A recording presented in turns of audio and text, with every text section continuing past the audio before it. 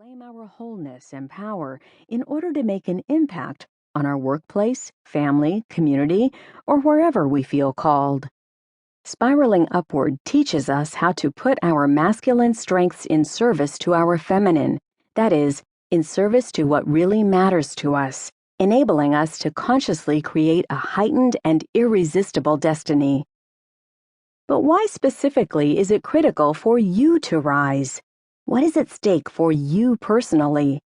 If you're like so many of the women I meet, you are ready to live beyond the constraints of your current reality and express yourself in a way that feels creative, authentic, and connected to the greater whole. You want to wake up to who you are within the world. You know the consequences of recycling old patterns and suppressing your wild soul's desires. And you know that you have gifts and talents that the world has never seen. If any of those reasons ring true, you have arrived at the right place.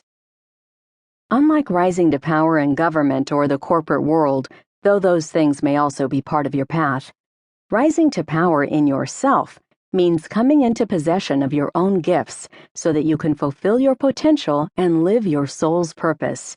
It means doing the inner work that's needed to tap into the radiant and unlimited power you already hold. And when you do, nobody can take it away from you, and nothing can stop you. It has been said that the teacher who is indeed wise does not ask that you enter the house of her wisdom, but rather leads you to your own. This audio program will guide you again and again to the wisest part of yourself, and provide you with the tools and inspiration to become a powerfully conscious co-creator. You will learn what it really means to lead your life by becoming intentional in the 5 co-creative powers of energy, thought, feelings, words, and actions, the fundamentals of self-creation. In the chapters ahead, you'll engage in a process, tested and proven, that is itself a spiral, a cyclical journey of self-inquiry, self-discovery, and application.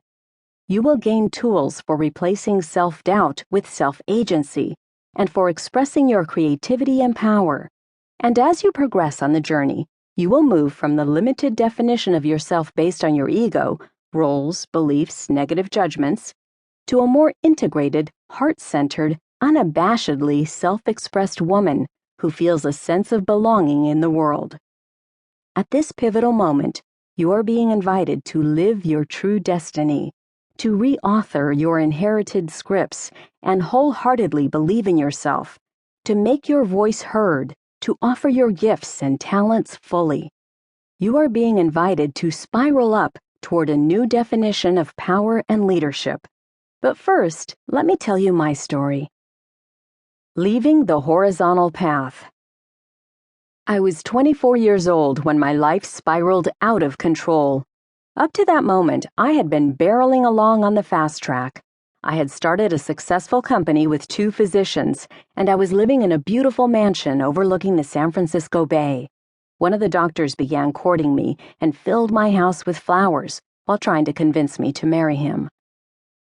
I was just barely out of college and had already surpassed every goal I'd ever imagined. But success came at a cost. Like most of the people I knew, I was caught up in the party lifestyle of the 80s and had started drinking and doing recreational drugs. I was running on fumes and ego until the morning I woke up and could not move. I lay there in my beautiful house, stricken and terrified. Every muscle of my body seared with pain as I tried to lift myself up. I called out for my roommate in a voice that barely sounded like mine. I only hoped that she could hear me. Within hours, I was sitting in the examining room of a noted rheumatologist.